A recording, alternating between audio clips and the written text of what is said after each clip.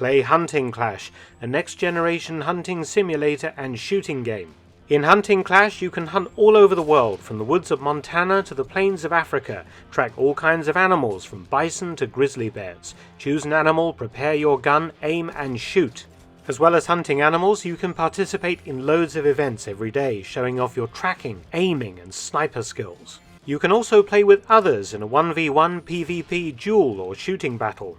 What's your weapon of choice, sniper rifle or bow? You decide.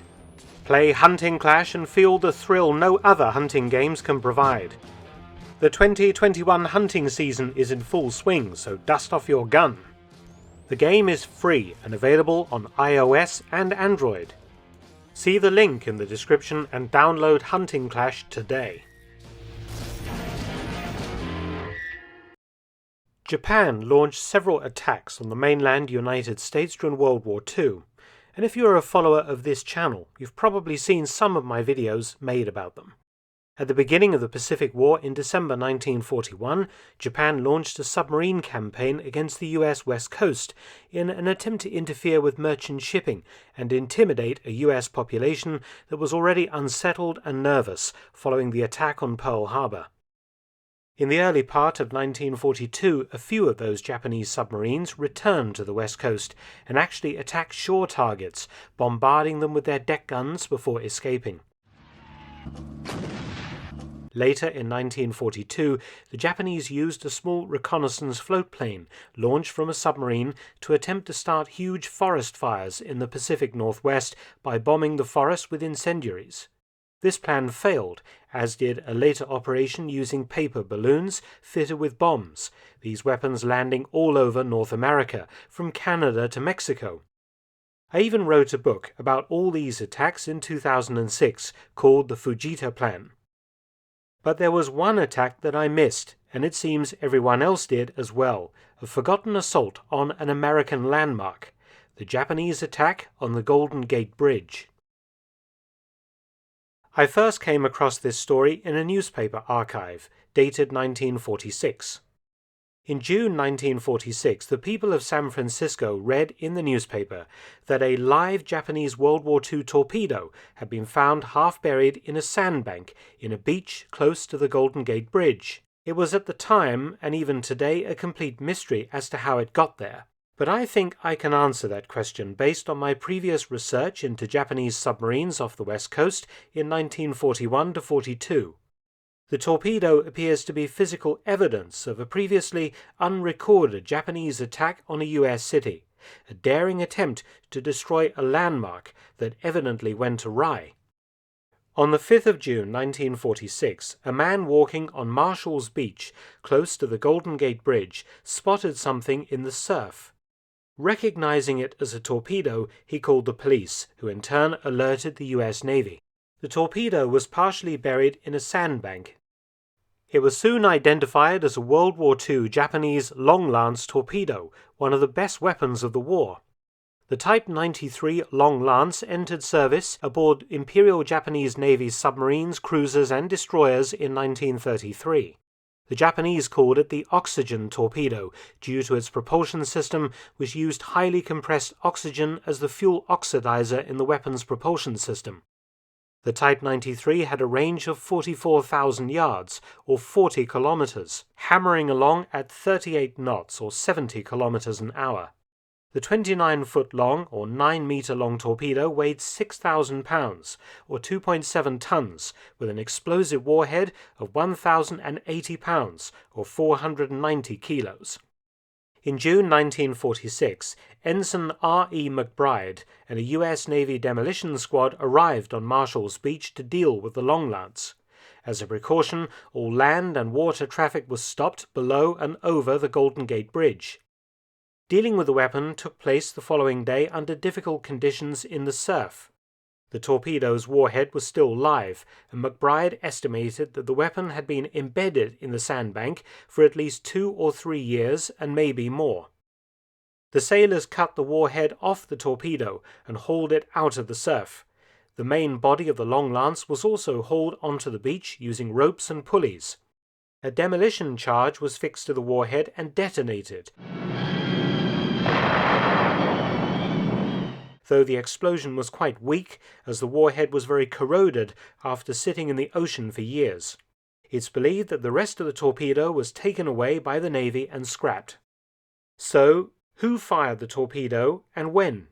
This wasn't addressed in 1946 and has not been until now, for my research has pinpointed which Japanese submarine was responsible and the date when the attack took place. On the 10th of December 1941, 3 days after the surprise Japanese air and midget submarine attacks on Pearl Harbor, a Japanese submarine reported that the aircraft carrier USS Lexington and 2 cruisers were heading northeast from Hawaii. The Japanese failure to destroy the US aircraft carriers at Pearl Harbor had been a very grave error, and the Imperial Japanese Navy was determined to locate and sink them as soon as possible. Vice Admiral Shinjuku ordered all available Japanese submarines to locate and sink the Lexington. The large fleet submarines I-15, 9, 17, 19, 21, 23 and 25 set off at flank speed. By the 14th of December, they had failed to find the Lexington.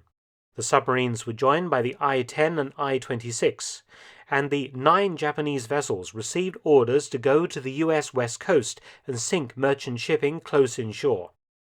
These vessels lurked close to Los Angeles, Seattle, the mouth of the Columbia River, Cape Blanco in Oregon, Cape Mendocino, Monterey Bay, and Estero Bay in California, and San Diego. But the one we are interested in was the I-15, allotted a patrol area off San Francisco, west of the Farallon Islands. Her skipper was the experienced 50-year-old Commander Nobuo Ishikawa, the I-15 being a large submarine in comparison to German U-boats of the time. Completed in 1940, she was a B-1 type submarine, 3,654 tons submerged, 357 feet or 108 meters long, with a massive range of 14,000 nautical miles or 26,000 kilometers. She had a crew of 94 and even had an aircraft carried in a watertight deck hangar and launched using a catapult and retrieved using a crane, the Yokosuka E-14Y seaplane used for reconnaissance. Regarding armament, the I-15 had 6 torpedo tubes and carried 17 long-lance torpedoes, and also had a 140mm deck gun. On the 14th of December 1941, Imperial Headquarters in Tokyo ordered a supplementary mission for the 9 Japanese submarines lurking off the US West Coast. On the night of the 25th of December, Christmas Day, the submarines were to surface a mile or 2 offshore and proceed to bombard targets with 30 rounds each from their deck guns. The propaganda value of such a symbolic assault on Christmas Day, the enemy's special holiday, would be immense. Ishikawa and the other Japanese sub-skippers were all keen to carry out this operation against the hated enemy homeland. On the 17th of December, the I-15 surfaced near the Farallon Islands in order to recharge her batteries and air the boat. The crew were allowed up to the conning tower bridge in groups to view the lights of San Francisco through the optics in the distance. The citizens of the city evidently unaware of the danger lurking in the dark waters offshore. The I-15 continued to linger off San Francisco for several more days, but no merchant ships were intercepted. Then, on the 22nd of December, came disappointing news.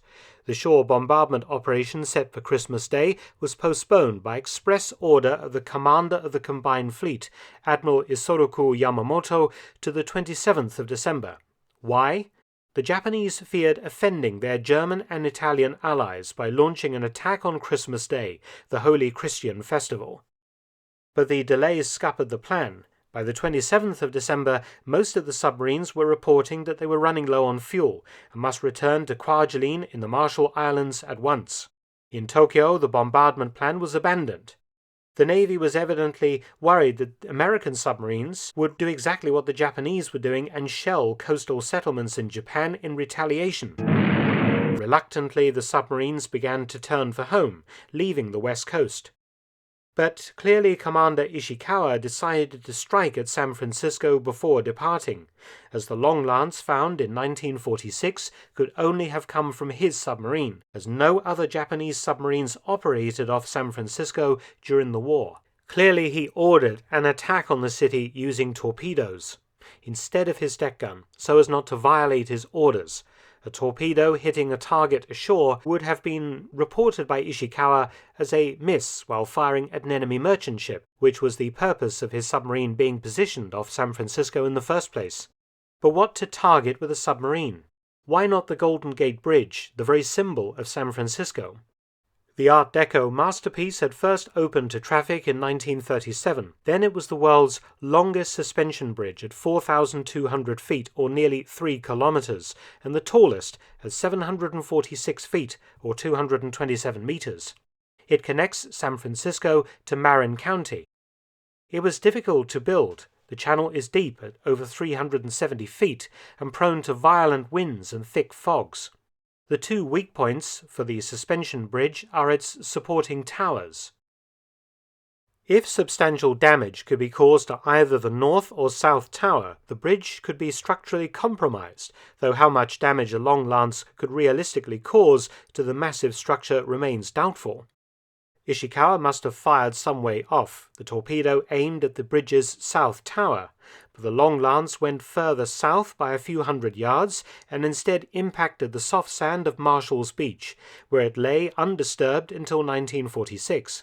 However, it seems unlikely that an experienced sub-driver like Commander Ishikawa would have bet everything on one shot from some distance. It seems more likely that in order to increase his chances of hitting a bridge tower, he would have fired a spread of 2 or 3 torpedoes, as he would have done against a single merchant ship or indeed a convoy.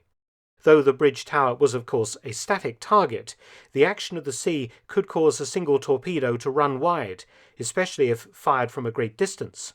This is only speculation on my part, but I wouldn't be surprised if another 1 or 2 long lancers are buried in beaches adjacent to Marshall's, or even within San Francisco Bay itself, yet to be found. Certainly, asking Commander Ishikawa or any of his officers to confirm what really occurred on the 27th of December 1941 has been impossible since the war, because the I-15 was sunk with all hands on the 10th of November 1942 by a US minesweeper off the British Solomon Islands. So the Marshall's Beach Japanese torpedo remains an intriguing mystery, and one that perhaps may yield up further clues in the future. But that's what I love about World War II. There are still so many mysteries just waiting to be explained. Many thanks for watching. Please subscribe and share, and also visit my audiobook channel, War Stories with Mark Felton. You can also help to support both of my channels at PayPal and Patreon. Details in the description box below.